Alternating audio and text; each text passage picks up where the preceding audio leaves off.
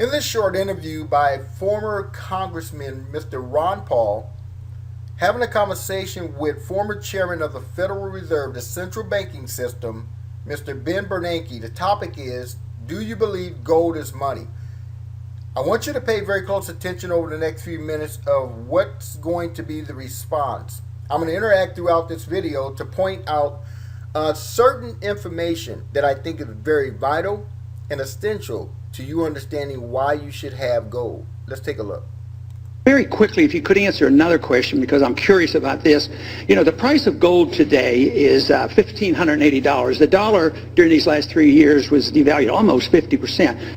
So, very important point Mr. Ron Paul just stated is that over the last 3 years, the dollar has devalued over 50%. Imagine going to work and making $20 an hour, but your $20 only buying $10 worth of goods and services. And Mr. Bernanke nodded his head in acknowledgement to that being the truth. Let's continue. When you wake up in the morning, do you care about the price of gold?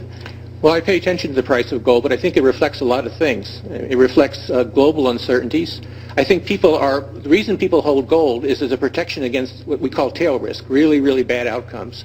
And to the extent that the last few years have made people more worried about the potential of a major crisis, then they have gold as a protection. Okay, so very important point again. Mr. Bernanke said, yes, I do pay attention to the price of gold.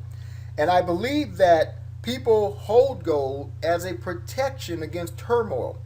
And after the last few years, which he is speaking about the stock market crash, right before the 2008-2009 stock market crash, when trust was being lost in the market, in the system, he says people hold gold because it protects them against losses. Let's listen to that one more time. I think the reason people hold gold is as a protection against what we call tail risk, really, really bad outcomes. And to the extent that the last few years have made people more worried about the potential of a major crisis, then they have gold as a protection. So if gold protects you against turmoil, against losses in the stock market, against losses in the housing market, against the valuing of the dollars we work so hard for, I want you to pose a question to yourself. Why isn't it being taught to mainstream America? Why don't you have any gold?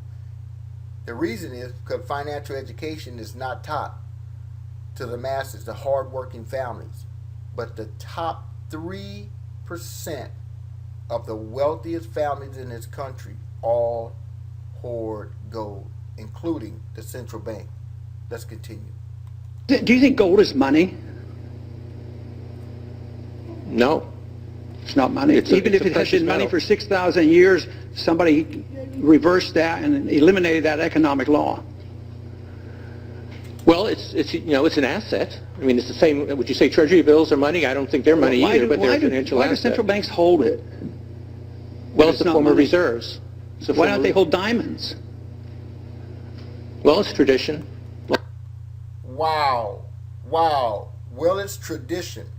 And so now I want to play a short interview, what I would consider probably the most important interview of 2015 from the former chairman, Mr. Alan Greenspan. He was a former chairman of the Federal Reserve, the central banking system, the entity that controls the value of our dollar and interest rates in the entire banking system.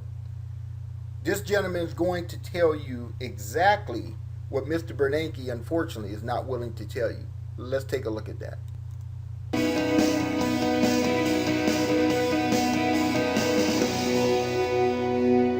I'm going to turn to the audience for questions in 1 minute. But before I do, though, I just want to ask, though, one of the really interesting chapters in your book is about gold.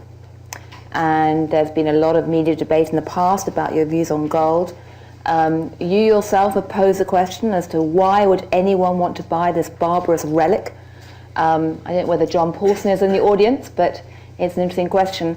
But do you think that gold is currently a good investment given what you're saying about the potential for turmoil? Yes. Do you put... Yeah, I mean, economists are usually perfect in equivocating. In this case, I didn't equivocate. I want to pause real quick on what Mr. Alan Greenspan just said. He says, yes, he believes gold is money. He believes that it is a currency. But he just made a statement that I think many people will miss.